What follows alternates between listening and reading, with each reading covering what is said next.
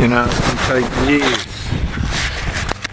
for somebody to get over a relationship, if ever they do.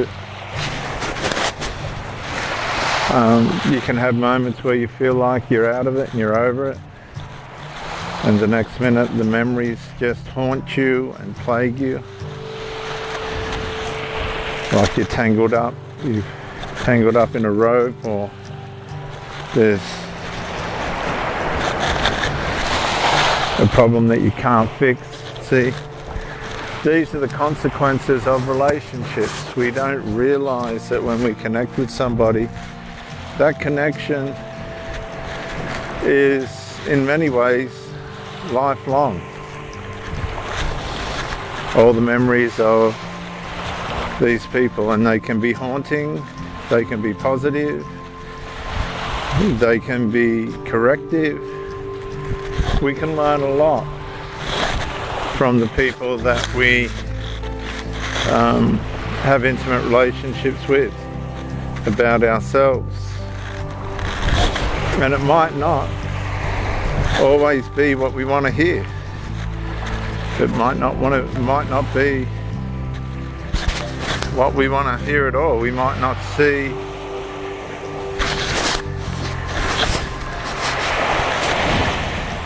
what's being reflected to us by the other person's words as receivable. It's repulsive. We become repulsed with it because it's too confronting. We're too confronted with how we can be. We don't want to see that perception of ourselves. We don't want to see what we've done and how we've hurt others.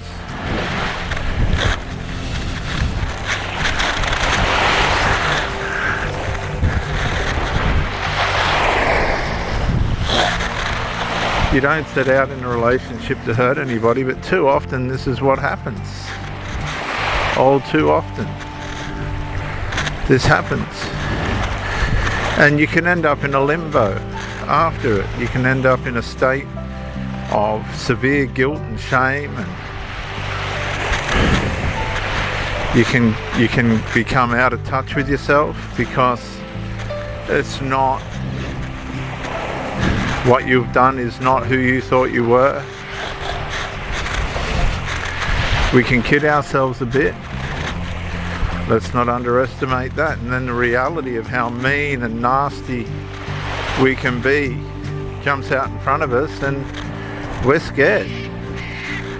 We're scared of what we can do and what we are. We're scared of what we can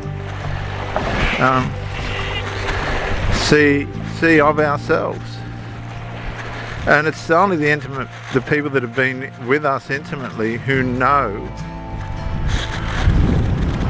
what we are and who know what our capabilities are in terms of hurting and changing and harming and maiming.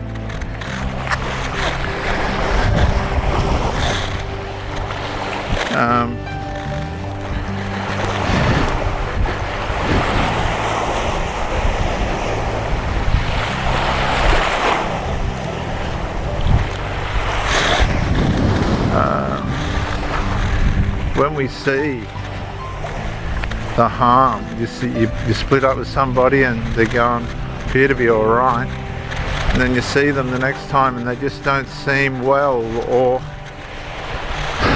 like life has gone well with them.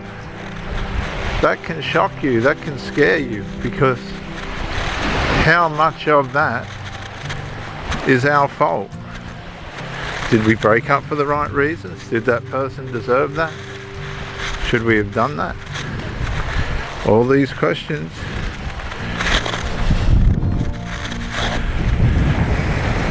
jump out at us, and we struggle to come to terms with where we're at within ourselves. We might not be where we thought we were. We actually might not be who we thought we were. And that can be a shock, the reality of how evil we are. And I think this is what punishment does. It is meant to do when you go to jail or get punished like that. I think the object of it is to teach you a better way. You can change. It doesn't have to be that way. You don't have to be punished to change. But for some people, for most of us, it's not them and us. For most of us,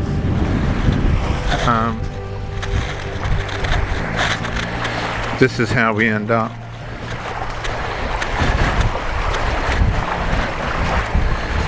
And when we are not chastised, when we are not punished, when we are not awoken to the evil side of ourselves, and we just seem to go on and on hurting people and harming people and breaking people's hearts for no good reason,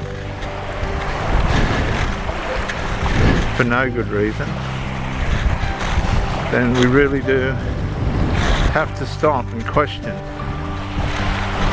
what is our true perception of ourselves. Can we improve and be a better person? Are we willing to take those steps? And what will the benefits of those steps be? Will that be fantastic?